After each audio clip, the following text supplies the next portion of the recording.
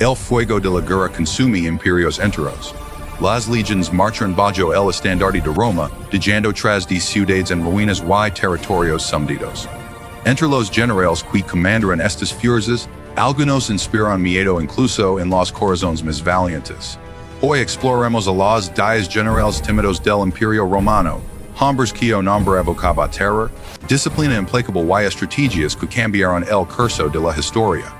El poder del miedo ha definido imperios y ha forjado líderes que, por su sola presencia, podían cambiar el destino de una batalla. En Roma, la autoridad no se otorgaba por títulos o herencias, sino por la capacidad de imponer respeto a través de la fuerza y la disciplina. Los generales más temidos del imperio no buscaban aplausos ni reconocimiento.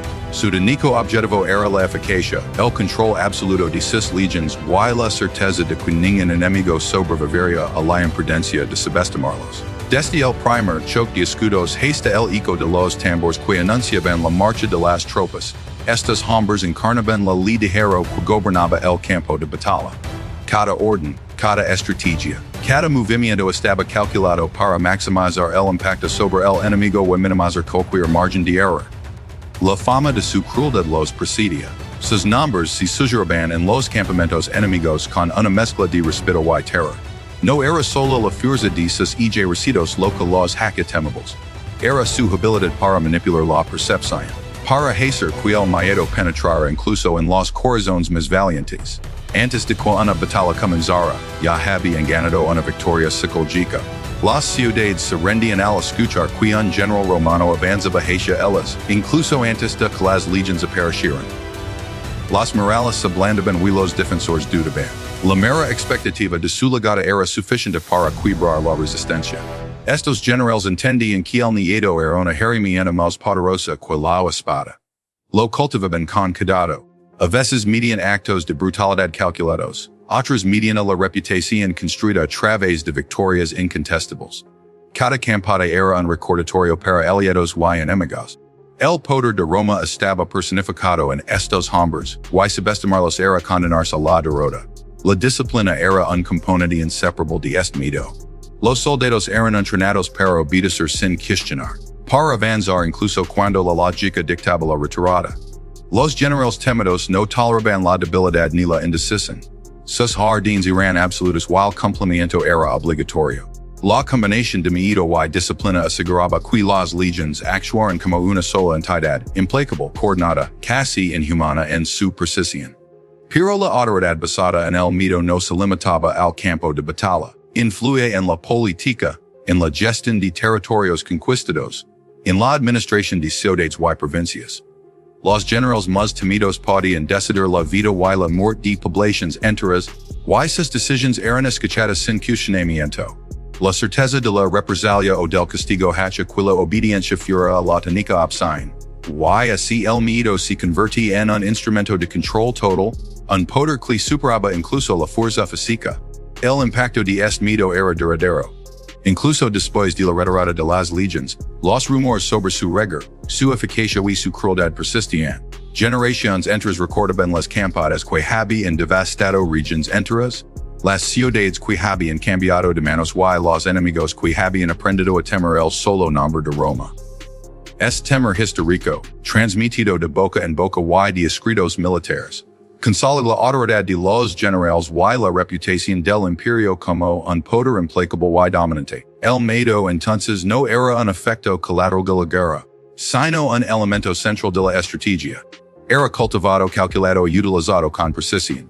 Los generales comprendían que la victoria absoluta no se logra solo con la fuerza de los soldados, sino con la habilidad de dominar la mente del adversario, de quebrar su voluntad antes de que la batalla comenzara. La historia de Roma demuestra que el poder del miedo es tan decisivo como la espada, y que quienes lo manejan con maestría pueden controlar el destino de imperios enteros. En última instancia, la autoridad de estos hombres se fundamentaba en la certeza de su propio control y en la certeza de que sus enemigos lo percibieran. Cada victoria reforzaba su reputación, y cada derrota enseñaba lecciones que consolidaban en más la noción de miedo como arma. Comprender este poder es comprender una de las fuerzas más fundamentales que han definido la historia militar de Roma. La habilidad de convertir el temor en un instrumento de dominio absoluto. Una herramienta que convertía generales ordinarios en figuras legendarias. Temidas por todo aquel que osara desafiar el poder del imperio. El arte de la guerra en Roma no era simplemente cuestión de números, era cuestión de cálculo, de anticipación, de control absoluto sobre el caos del combate. Cada movimiento de las legions estaba medido, cada orden ejecutada con precisión milimétrica. Los generales que comandaban estas fuerzas no solo dependían del coraje de sus soldados, sino de su propia capacidad para prever el enemigo, entender el terreno y aprovechar cualquier debilidad antes de que fuera evidente para otros. La historia recuerda a estos hombres no solo por la sangre que derramarán, sino por la mente que desplegarán en cada campo de batalla, por la forma en que transformaban el conflicto en un juego de ajedrez mortal, donde cada pieza, cada legionario, tenía un propósito exacto. Cuando Roma enfrentaba enemigos superiores en miro, la victoria no se obtenía por fuerza bruta, sino por estrategia. El control del terreno, la formación de las legions, la colocación de arqueros y auxiliares, todo se calculaba con una precisión que parecía imposible. En campos abiertos, los generales manipulaban las marchas y contramarchas, los ataques sorpresa, las emboscadas y el enemigo rara vez veía venir lo que le esperaba. Cada batalla era un escenario donde la mente del general pasaba más que la fuerza de los brazos. La guerra era un lenguaje que hablaba en movimientos y formaciones, y los generales más tímidos eran aquellos que lo hablaban con fluidez absoluta. El dominio de la logística también era fundamental. Mantener legions enteras abastecidas, moviendo miles de hombres y animales a través de territorios hostiles, sin perder cohesión ni disciplina, era una prueba de ingenio en sí misma. Los caminos romanos, los puentes construidos en días, los campamentos fortificados al anochecer, todo formaba parte de una maquinaria de guerra que funcionaba con la precisión de un reloj. Los generales que podían orquestar estas complejas operaciones logísticas lograban victorias que parecían imposibles, derrotando a enemigos que subestimaban el alcance y la eficiencia del ejército romano. La innovación táctica era otra marca de su genio.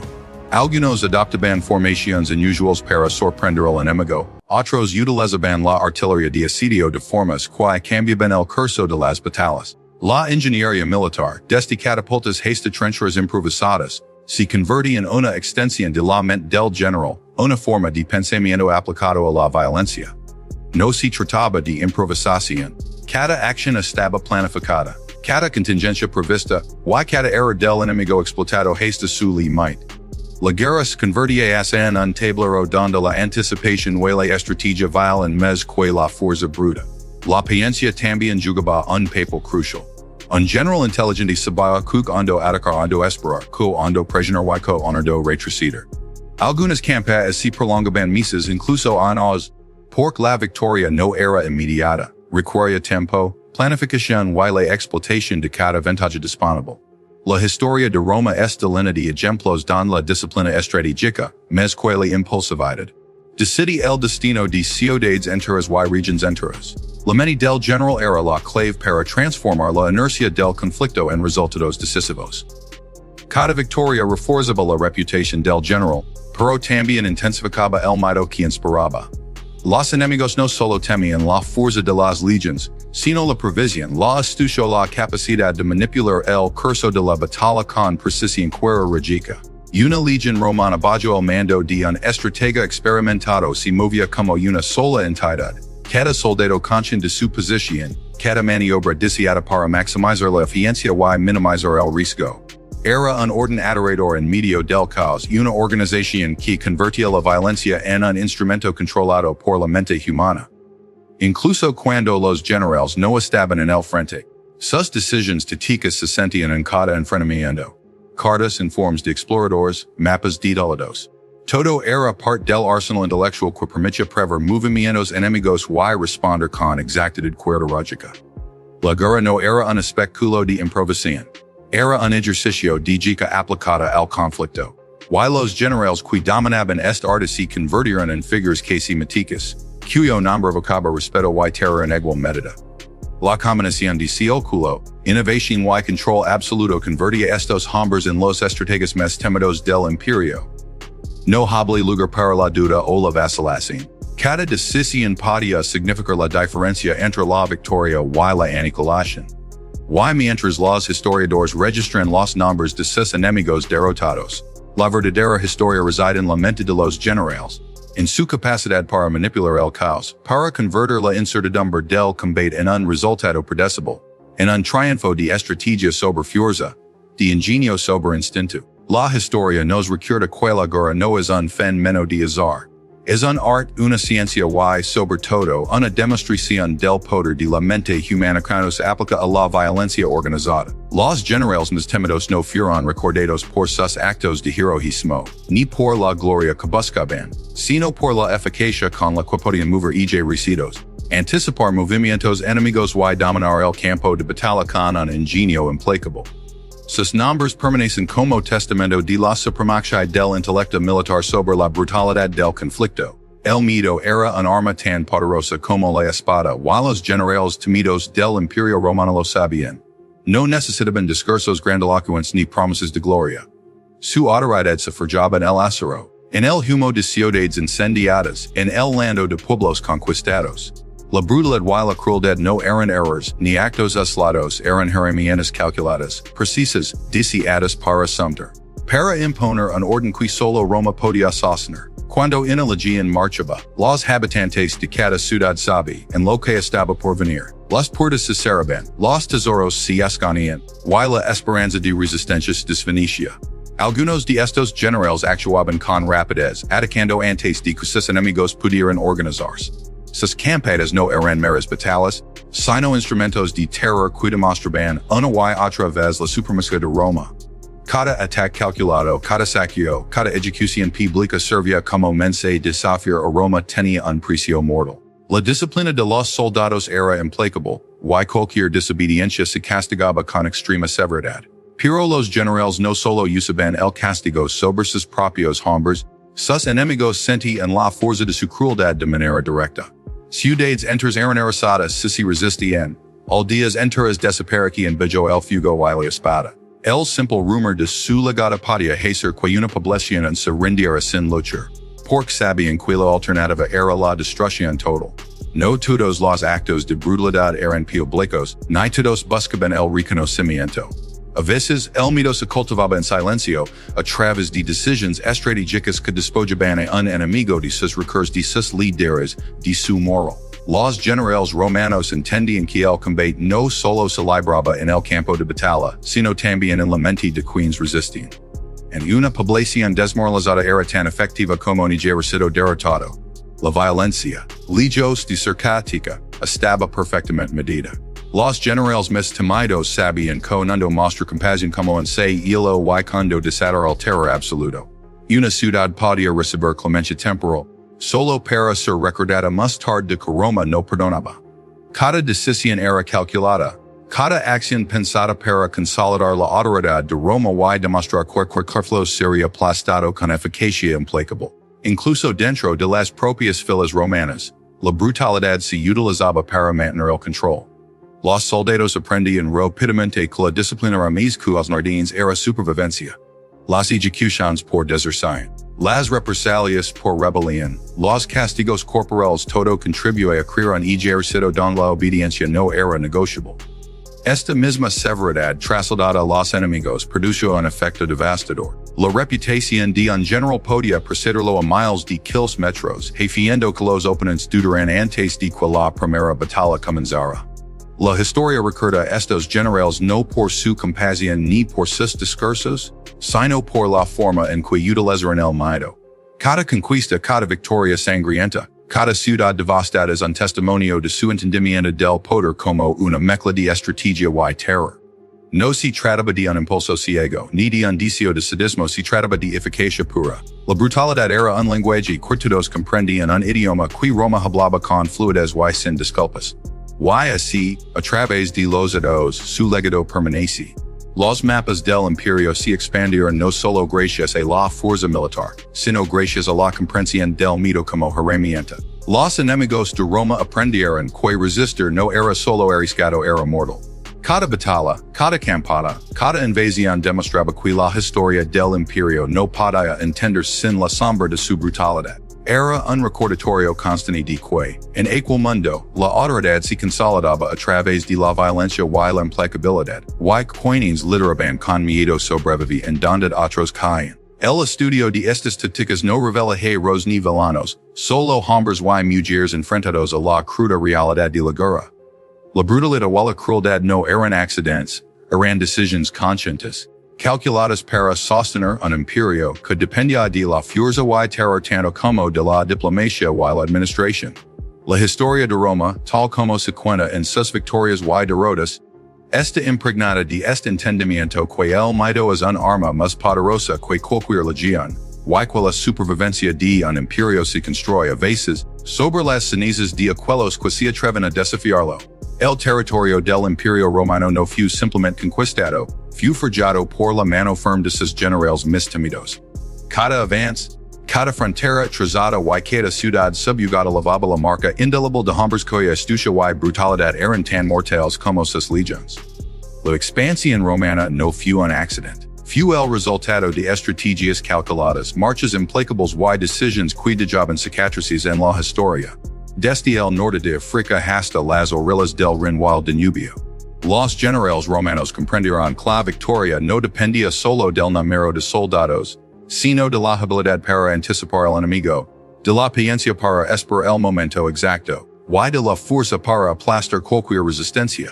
Cada campaña era un juego de precisión letal. Las legiones se movían como un solo cuerpo, disciplinadas y entrenadas para obedecer sin cuestionar. Y detrás de esa disciplina estaba la mente del general, planeando cada emboscada, cada asedio, cada maniobra, garantizaría la supremacía de Roma. En las tierras de Dacia, el terreno montado oso parecía un desafío insuperable para cualquier ejército. Pero con tácticas meticulosas, la ingeniería militar romana y la voluntad inflexible de sus comandantes, las ciudades fortificadas caeron, una tras otra. Los rollos y los bosques que podrían haber protegido a los enemigos se convirtieron en trampas mortales. Cada victoria no solo extendía las fronteras, sino que también enviaba un mensaje claro. Resistir a Roma era inútil. Los ejércitos enemigos aprendieron pronto que el costo de la resistencia era devastador y que el poder de un general romano podía decidir la supervivencia o la destrucción de una nación. No solo se traba de fuerza bruta. La inteligencia y la astucia jugaron un papel central en la expansión imperial. En el este, las campañas contra pueblos desconocidos requerían diplomacia calculada y alianzas estratégicas, seguidas de ataques precisos que desarmaban cualquier oposición. Los generales romanos eran maestros en manipular la geografía, el clima y la política local. Sabían cuándo mostrar clemencia y cuándo ejercer un terror absoluto. Cada movimiento estaba pensado para consolidar el control y asegurar que el territorio recién conquistado no volviera a rebelarse. La conquista de Hispania fue otro ejemplo de esta habilidad.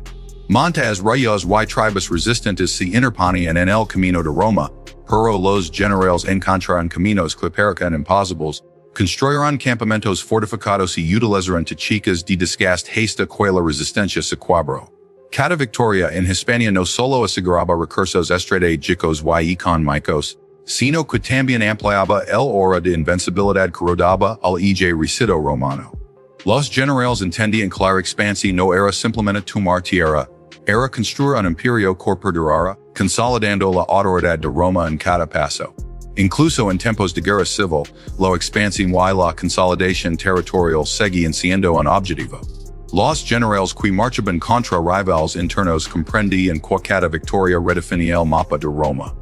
Territorios que antes eran autónomos o rebeldes se integraban al control central, y la presencia de legiones en esas regiones garantizaba que la autoridad romana no solo se sintiera, sino que se impusiera. La estrategia no era solo militar, era política, psicológica y geográfica. Cada campaña era una declaración de poder absoluto, una advertencia a quienes pudieran considerar desafiar la fuerza de Roma. El impacto de estas conquistas fue inmenso. Las ciudades conquistadas adoptaban las romanas. La infraestructura se expandía y la cultura del imperio se infiltraba incluso en los rincones más remotos. Pero detrás de cada cal pavimentada, cada acueducto y cada fortaleza, estaba el recuerdo de la mano férrea de los generales. Su influencia iba más a la guerra, definía la estructura misma del imperio, determinando qué pueblos serían absorbidos, Colas resistir y colas desaparecerán. El crecimiento del Imperio Romano. Entonces, no fue solo una cuestión de ambición, fue un proceso meticuloso y espiado, impulsado por mentes tácticas que entendían que cada territorio ganado era un símbolo de autoridad y control. La expansión exige planificación, disciplina y la capacidad de prever cada movimiento del enemigo. Y mientras las legiones avanzaban, el imperio se transformaba, creciendo bajo el filo de la espada y la visión estratégica de sus generales más temidos. Para comprender el verdadero alcance de Roma, no basta con mirar los mapas antiguos o las ruinas que quedan. Es necesario estudiar las campañas, las tácticas y la mente de quienes transformaron la geografía en un tablero de estrategia. Cada conquista, cada frontera marcada, cada territorio incorporado refleja la influencia innegable de los generales romanos. Hombres que poder definir el curso de la historia y cuya sombra se extiende mucho más allá de su tiempo. El Imperio Romano no crece por casualidad. Cada frontera conquistada, cada ciudad sometida, cada río cruzado, cada montada escalada era el resultado de campañas meticulosamente planeadas, lideradas por hombres cuya reputación se extendía mucho más allá del campo de batalla. La expansión de Roma no era un acto de exploración pacífica ni de diplomacia ingenua, era una guerra constante. Un proceso de dominación que requería no solo soldados, sino líderes capaces de entender la geografía, la política y sobre todo la psicología del enemigo. En el norte de África, el general que era Cartago no se enfrenta únicamente a recitos, se enfrenta a la resistencia de una civilización que había aprendido a luchar durante siglos. Cada batalla fue una lección en la brutalidad guerrera y en la eficacia de la estrategia. Roma avanza no por superioridad numérica absoluta, sino por la capacidad de sus líderes de anticipar movimientos, de dividir fuerzas enemigas y de aplastar la moral del adversario antes de comenzar el combate.